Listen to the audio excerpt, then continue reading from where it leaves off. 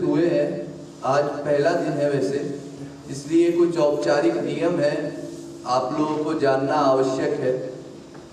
पहली बात तो ये कि जब आप संकीर्तन में आए तो ऐसा भाव बना करके हम सबको बैठना चाहिए कि इस समय हम यहाँ जब संकीर्तन करने बैठे हैं, इस समय हम संसारी व्यक्ति नहीं है, हम जीवात्मा स्वरूप में अपने अंशी परमात्मा को, अपनी माता को, अपने पिता को, अपने सर्वस्व को पुकार करके जो हमसे रूठे हुए हैं हमारी गलतियों की वजह से, उन प्रभु को मनाने के लिए यहाँ पर बैठे हैं।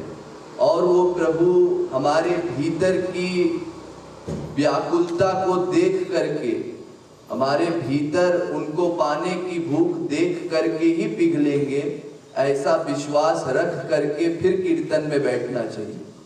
और कुछ इसके अलावा औपचारिक नियम भी है, जैसे कि आप जब कीर्तन में आए तो तिलक लगा करके आए। जैसे आप देखते हैं तिलक अक्सर लोग लगाया करते हैं, राधे श्यामी ओढ़ करके आए, ऐसा मान करके आए जैसे इस समय जब हम संकीर्तन में आए हैं तो हमारे ऊपर संसार का आवरण नहीं है।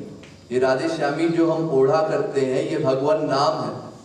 भगवान नाम में इतनी शक्ति बताई गई है कि भगवान में और भगवान के नाम में बिल्कुल अंतर नहीं, बस हमारे विश्वास करने की देर है।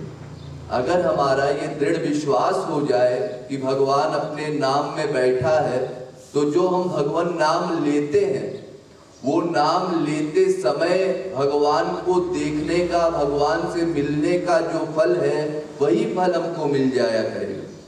क्योंकि देखिए, जब भगवान इस संसार में आते हैं, जब लीला करने आते हैं, उसमें एक बहुत बड़ी खराबी ये है कि भगवान जब साकार रूप में आते हैं तो एक ही स्थान पर रहते हैं। अगर वो गोकुल में रहेंगे तो मथुरा वालों को भी योग मिलेगा, मथुरा में रहेंगे तो वृंदावन वालों को भी योग मिलेगा, और फिर द्वारिका चले जाएंगे तो वृंदावन वालों को भी योग है, मथुरा वालों को भी योग है। इस प्रकार से भगवान जब लीला करने आते हैं तो एक स्थान पर ही रह सकते हैं, किंतु उनके नाम में इतनी शक्ति है कि जो उनके नाम में आसक्त होकर के जब उनके नाम को हृदय से पुकारता है तो भगवान अपने नाम के वशीभूत हो करके, उस नामी का वास नाम में है, इस कारण से उस भक्त के पास रहते हैं। अतएव यहाँ सत्संग में जब आए और कीर्तन में बैठे तो भगवान का नाम लेते समय ऐसा भाव बनाए कि ये जो नाम हम ले रहे हैं ये साधारण नाम नहीं है, ये नाम बड़े बड़े योगी मुनि जपा करते हैं। इस प्रकार की भावना बनाए और प्राथमिक अवस्था में आंख बंद करके संकीर्तन करने का प्रयत्न करें और शब्दों को समझने का, जो शब्द हम बोल रहे हैं वो शब्द क्या है, उसका अर्थ क्या है, ऐसा जानने का प्रयत्न करें। देखिए, सत्संग में आकर के केवल बैठे रहना ये ठीक नहीं है। हमको गाने का प्रयत्न करना चाहिए, जो शब्द गाए जा रहे हैं उनको दोहराने का प्रयत्न करना चाहिए, और जो शब्द हम नहीं समझ सकते तो उन शब्दों को धीरे धीरे फिर जानने का प्रयत्न करना चाहिए कि इसका अर्थ क्या है। और इसीलिए आंख बंद करने को कहा जाता है, क्योंकि मन तो चंचल है ही है। अगर आंख खोल करके कीर्तन करेंगे तो अक्सर यहाँ वहां देखेंगे। इस कारण से आंख बंद करके और मन में रूप ध्यान करते हुए अपने मन में जिस तरह का कीर्तन चल रहा है उस तरह की छवि को बना करके, जैसे मान लीजिए भगवान राम का कीर्तन है तो हमने भगवान राम की छवि बनाई है, फिर भगवान राम की लीलाओं का हम ध्यान कर रहे हैं, या गुरु का कीर्तन है तो जो गुरु के साथ हमारी जो वार्तालाप हुई है या जो भी गुरु के साथ हमने कुछ पल बिताए हैं उन पलों का ध्यान कर रहे हैं, या जैसी हमारी इच्छा बनती है गुरु के प्रति कि हम गुरु के सानिध्य में बैठें, गुरु से कुछ वचन सुने, या फिर गुरु की सेवा करें, उनके चरण दबाएं या उनको भोजन करवाएं, जिस तरह का हमारा भाव बने उस तरह का मन से ध्यान बनाना है कि हमारे श्री गुरुदेव बैठे हैं और फिर उसके बाद हम जा रहे हैं उनके चरणों में दर्द हो रहा है तो हम उनके चरणों को दबा रहे हैं। इस तरह की धीरे धीरे आपको अभ्यास करना है भाव बनाने का। और संकीर्तन करना, इसको सबसे अधिक महत्व देना है, क्योंकि देखिए इस समय आपने प्रवचन श्रवण किया है, इसलिए जो अवस्था आपके प्रवचन सुनने से पहले थी उससे कुछ सुधार हुआ है।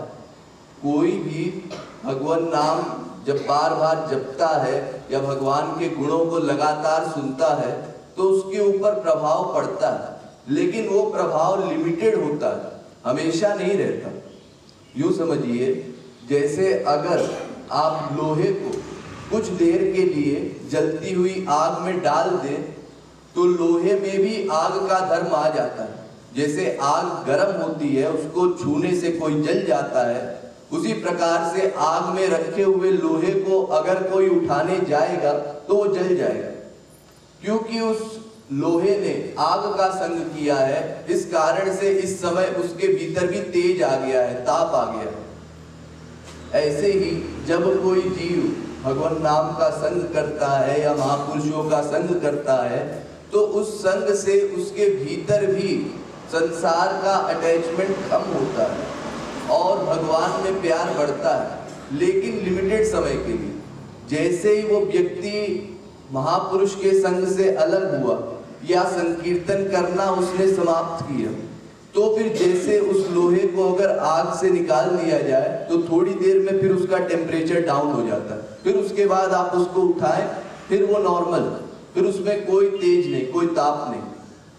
उसी प्रकार से ये जीव जब तक महापुरुष के सानिध्य में रहता है या जब तक सत्संग करता है उतनी देर उसके भीतर भगवत तत्व ज्ञान या भगवान का प्रेम बना रहता है। लेकिन जब सत्संग करना छोड़ देता है तो फिर संसार में रहने के कारण सब संसारी विकार और सब संसारी सोच उसके दिमाग में भर जाएगा। इसलिए बहुत आवश्यक है कि हम संकीर्तन करें। इसी कारण से अब से रोज शनिवार यहाँ संकीर्तन का आयोजन किया गया है कि आप में से जो लोग कहीं संकीर्तन नहीं करते हो, जो करते हैं वो तो अच्छा है, उनको कीर्तन करना चाहिए कहीं ना कहीं, लेकिन जो नहीं करते वो यहाँ आकर के संकीर्तन करें। यहाँ पर संकीर्तन सेंटर खोला गया है और पूरी निष्ठा से, चाहे कभी मन लगे चाहे ना लगे, क्योंकि देखिए शुरू में आपका कीर्तन में मन नहीं लगेगा, क्योंकि मन की आदत है संसार में सुख ढूंढने की। जैसे किसी को अगर घूमने फिरने का शौक है तो उसको घूमने का मन करेगा, संकीर्तन में आने का मन नहीं करेगा। जिसको खेलने का शौक है उसको खेलने का मन करेगा। जिसकी जहां आसक्ति है उसका मन वही जाएगा।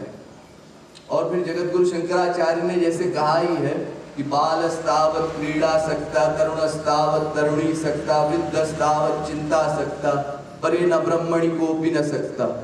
यानी हर समय में, हर आयु में इस जीव की कहीं ना कहीं आसक्ति हो जाती है, लेकिन भगवान में आसक्ति करना भूल जाया करता। इसलिए संकीर्तन में आने का मेन तात्पर्य ये है कि हमारी आसक्ति भगवान में भी बनी रहे।